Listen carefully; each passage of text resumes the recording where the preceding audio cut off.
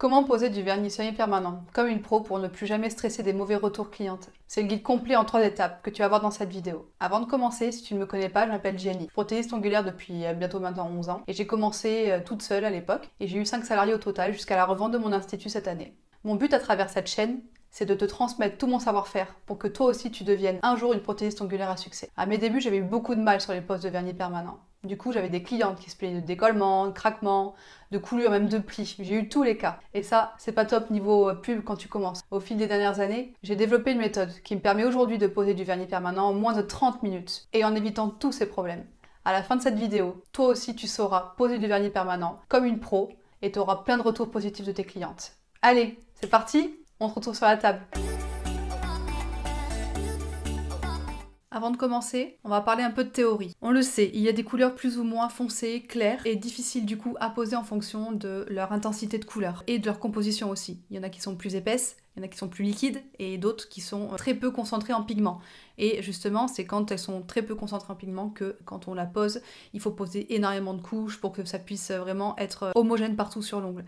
Et c'est là où ça devient compliqué parce que si vous mettez trop de couches, ça devient trop épais. Si on en met trop, ça peut couler. Après, quand on catalyse dans la lampe, ça fait plus de 10 ans que j'utilise cette méthode. Je l'ai utilisée des centaines et des centaines de fois sur les clientes. C'est une méthode qui fonctionne, que j'ai perfectionnée petit à petit, que j'ai trouvé justement les petits gestes qui font que mes poses de vernis sont parfaites. Et avec cette méthode-là, tu n'auras plus aucun souci et plus de stress à avoir à poser ta couleur sur ta cliente. Ce qui est important de savoir, c'est que pour que ton vernis permanent tienne environ 3 à 4 semaines, il faut vraiment suivre des étapes bien spécifiques. Et il faut que ce soit carré. Et il faut surtout que ta préparation donc soit impeccable. Allez, je te montre la technique, comment ça se passe. Tu vas avoir besoin d'un repousse cuticule, d'une pince à envie ou une pince à cuticule, une lime à ongles, une fraise flamme ou une fraise capitole, tout dépend de ce que tu préfères utiliser, un bloc lime et un petit correcteur au cas où s'il y a des petites bavures.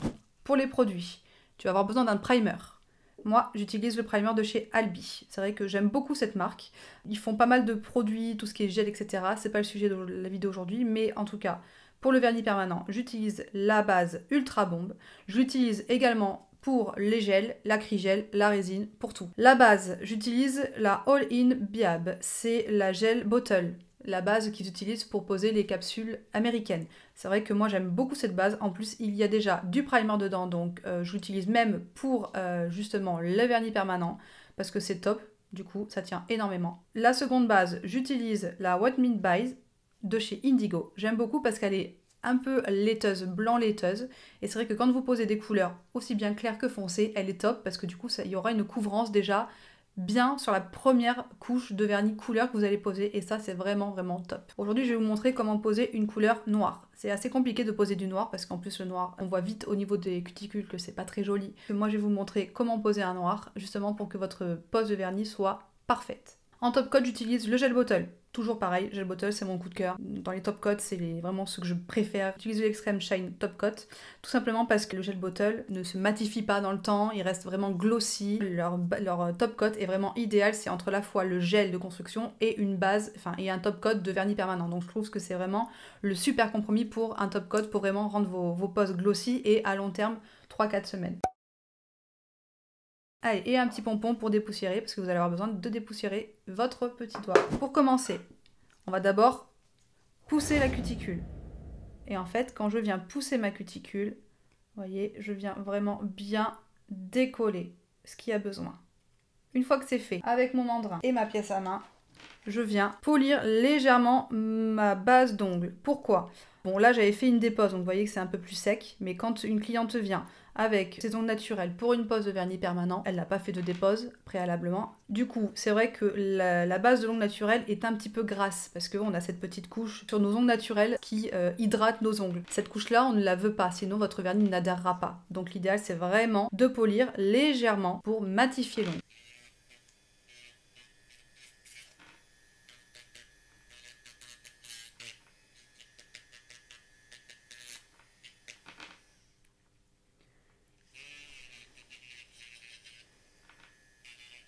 Donc, une fois que c'est fait, je change mon mandrin et je prends mon embout flamme. Alors j'ai pris l'embout bleu parce que c'est médium niveau polissage, c'est l'idéal. Alors moi je prends l'embout flamme, vous pouvez utiliser aussi un embout capitole, c'est aussi très bien pour les cuticules. Donc là on vient faire notre contour cuticule. Cette étape est vraiment importante. Quand vous allez poser votre vernis permanent en haut, si c'est pas bien exécuté ces étapes-là, il y aura des petits accrochages avec la couleur et le noir va vite se voir. Et c'est alors là que la pose sera complètement gâchée. On dépoussière de temps en temps. Et on vérifie son travail et on n'hésite pas à se reprendre.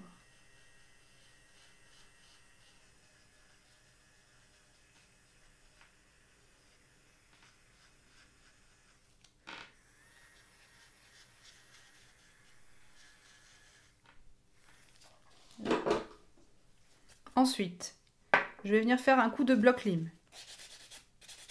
C'est vraiment important que vous suiviez vraiment ces étapes dans l'ordre. Si vous faites le bloc lime après avoir par exemple coupé les cuticules ou après avoir limé votre ongle, avoir refait la mise en forme, vous allez non seulement devoir recouper, repasser à l'étape pince à cuticule pour couper vos cuticules et en plus ça vous allez devoir relimer parce que le bloc lime va venir un peu modifier la forme de l'ongle, vous allez perdre du temps. Alors si vous suivez mes étapes dans l'ordre que je vous ai dit, vous n'aurez aucun problème. Une fois que j'ai bien dépoussiéré là, je vais pouvoir venir faire un coup de lime puisque je viens de faire mon bloc lime.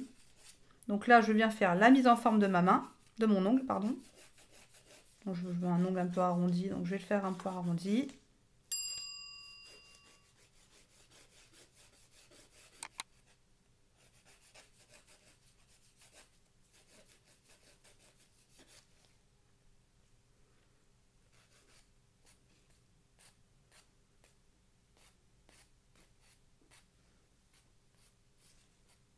Voilà. Une fois que votre forme vous plaît, on dépoussière et ensuite on vient couper les cuticules. Donc n'oubliez pas, c'est vraiment important de suivre ces étapes-là dans l'ordre que je vous ai donné.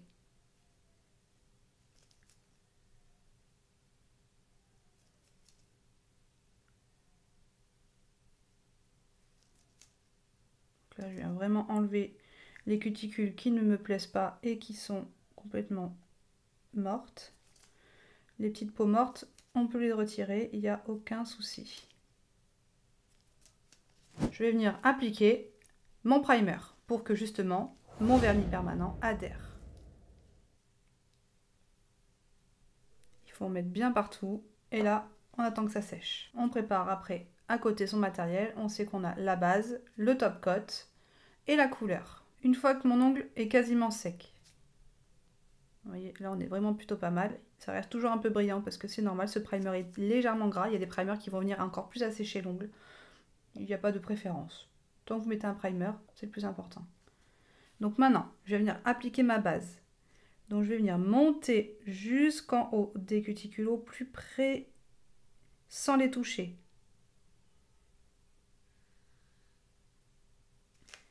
Et vous voyez, j'écrase mon pinceau.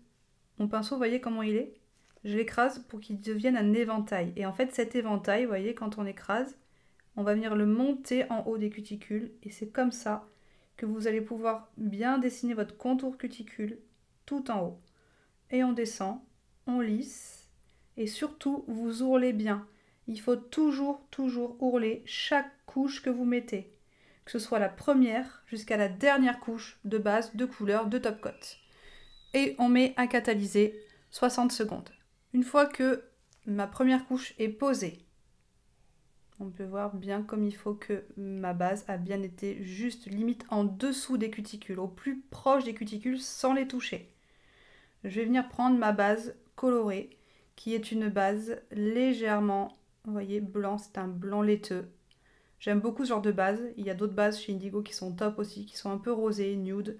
C'est vraiment par goût. Moi j'aime bien prendre celle-là parce que c'est vrai que quand on pose une deuxième couche de base avec celle-là, elle est top parce que du coup votre couleur, votre première couche de couleur après sera nickel, qu'elle soit claire ou foncée. Je prends de quoi vraiment avoir une petite goutte au bout du pinceau.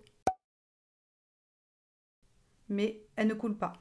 Donc ça veut dire que c'est bon. Ensuite, toujours pareil, votre pinceau, vous venez le mettre au milieu et vous écrasez pour faire un éventail et vous montez vers le haut. Et vous faites des petits mouvements, voyez, de haut en bas. C'est très important de faire doucement et de bien regarder ce qu'on fait.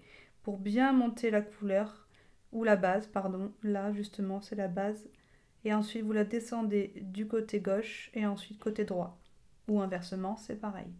N'hésitez pas à réessuyer votre pinceau s'il y a trop de matière, à remonter vers le haut. Ce n'est pas grave, on peut toujours s'y reprendre plusieurs fois. Il faut vraiment être patiente et prendre le temps de bien faire les côtés aussi. Et une fois que vous êtes satisfaite de votre haut du cuticule et les côtés, on vient lisser. Et vous voyez, quand je lisse comme ça, je ne viens pas écraser le pinceau. Si vous écrasez le pinceau, vous faites des traces. Et ensuite, une fois que c'est fait, vous pensez bien à ourler. Il faut toujours ourler chaque couche de vernis. Et je relisse et j'ourle. Ces mouvements-là, vous pouvez les faire autant de fois que vous voulez jusqu'à ce que vous avez un travail qui vous satisfait. Et vous catalysez. Du coup, j'ai choisi la couleur noire de chez Indigo, le Mr Black. J'adore cette couleur, elle les couvre bien, elle est top, c'est l'idéal pour avoir une jolie pose de couleur noire. Pensez bien les filles à bien secouer vos vernis permanents. Quand je viens prendre ma couleur, vous voyez le pinceau avec mon vernis, bon là c'est sur moi, mais quand vous êtes en clientèle, vous mettez avec ces deux doigts et le pouce, comme ça, et vous mettez ces deux doigts qui viennent ici. Et comme ça, avec ces trois doigts qui sont disponibles, vous pouvez prendre le doigt de la cliente. D'accord? Et comme ça, vous gardez toujours votre pinceau et votre flacon dans votre main. Et vous venez, vous pouvez essuyer et prendre votre goutte. Pareil, quand vous prenez votre doigt de cliente et vous avez votre pinceau, vous pouvez toujours mettre votre pinceau comme ça. Et vous voyez, quand il sort, ça ne sert à rien d'essuyer comme ça. D'accord? Là, vous essuyez tout, vous n'avez plus rien. Vu que votre cliente, elle est face à vous, vous prenez une matière et vous essuyez vers la cliente comme ça. Vous avez ce qu'il faut ici. Alors, je ne sais pas si vous voyez bien. Ouais, vous voyez la petite goutte là. Ici. Si vous faites ça, vous essuyez tout, il n'y a plus rien. Si vous faites que d'un côté, hop, vous avez ce qu'il faut. Et donc cette matière-là, cette petite goutte, vous voyez, il y en a une, elle ne coule pas. Et ça c'est l'idéal pour commencer. Donc je viens, toujours pareil, je viens appliquer d'abord un peu ici et ensuite j'écrase pour faire mon éventail et je monte. Et vous voyez, en montant, je fais des mouvements de haut en bas pour que vraiment je puisse y aller doucement et hop, on y va doucement et hop, après on tire. N'hésitez pas à tirer les cuticules.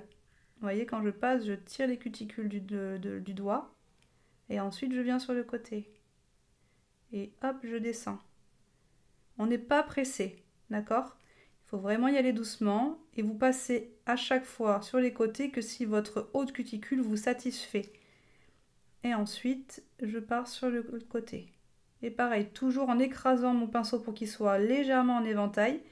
Et c'est avec le bout du pinceau qui est en éventail que je viens passer sur les côtés. Ça évite justement de déborder sur les peaux et d'avoir une première pose parfaite. D'accord? Et hop, j'hésite pas à remonter. Et ensuite, j'ourle toujours. Voilà. Si jamais il y a des petits couacs, ça peut se produire. Là, vous voyez, c'est le cas. J'ai un petit couac. Je prends mon repousse cuticule, le côté pointu, et je vais venir enlever ce qui ne me plaît pas dans le sens inverse de la cuticule. Vous voyez, comme ça. J'enlève ce qui ne me plaît pas et j'essuie. Hop. Vous pouvez prendre le correcteur, mais moi, c'est vrai que le correcteur, je l'utilise surtout pour les côtés ici, tac, tac. Le haut de la cuticule, si vous venez mettre un correcteur imbibé de dissolvant, vous allez tout vous effacer, ça va tout mouiller, ça va inonder vos cuticules que vous avez fraîchement coupées et ça va baver, ça va pas être joli. Alors que là, avec le contour cuticule, je le fais avec mon repousse cuticule, je viens vraiment enlever ce qui me dérange et vous voyez, il n'y a rien qu'à baver. Et ensuite, je catalyse. Une fois que c'est fait, je passe à la seconde couche. Donc toujours pareil, je prends une petite goutte, hop, et pareil, je viens toujours du centre de l'ongle, j'écrase en éventail et je monte. Et je viens au plus près des cuticules sans les toucher et j'y vais vraiment doucement. Et vous voyez, j'y vais vraiment petit pas, parce que je ne suis pas pressée et encore moins pour poser du noir. La deuxième couche de couleur peut te permettre de corriger les petits défauts qui ne te plaisent pas sur la première couche. Là tu vois, au niveau de la cuticule, j'étais pas trop satisfaite de ma première couche, mais ce n'est pas grave. Sur la deuxième couche, je viens corriger par-dessus pour vraiment redessiner mon contour cuticule qui soit parfait. Et après je viens tirer mes peaux. Tac. Et toujours ourler à la fin. Je vérifie avant de catalyser. Ça me paraît bien. Là je viens essuyer un petit peu. Tac. Et voilà. Je catalyse. Une fois que c'est terminé, je vais venir mettre ma couche de top coat, donc de chez Gel Bottle, l'Extreme Shine, pour vous rappeler, une petite goutte. Et je vais venir vraiment, toujours pareil, vous voyez, j'écrase mon pinceau pour faire ce côté éventail, que je viens vraiment monter légèrement en haut de la cuticule, et j'y vais doucement. Et ensuite, je passe sur les côtés, une fois que je suis assez satisfaite du rendu. Vous voyez, quand il y a des petites choses qui me gênent comme ça, je n'hésite pas à descendre la matière vers le bas pour enlever ce qui me dérange. Je tire toujours mes cuticules sur le côté pour bien placer la couleur. J'ourle et après je repasse un petit coup sans écraser le pinceau. On catalyse, toujours 60 secondes. Et après on passe à la lime. Et voilà, une pose de couleur noire. Donc là, vous n'hésitez pas à venir tirer les petites peaux qui auraient pu se coller avec les petites couches que vous venez de poser. On fait un dernier petit coup de lime.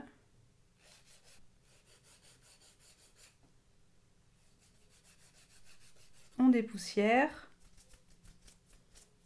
Et voilà, vous avez tout vu pour pouvoir poser une couleur vernis permanente. Elle marche aussi bien, cette technique, pour les couleurs claires ou les couleurs foncées. Il ne faut surtout pas hésiter à bien s'adapter en fonction toujours de votre couleur, du pigment, qu'elle soit claire ou foncée. Et voilà, cette vidéo est maintenant terminée, j'espère qu'elle t'a plu. Dans le premier lien de la description, tu trouveras le guide complet de ce tuto en format texte. Et je te dis à bientôt dans une nouvelle vidéo.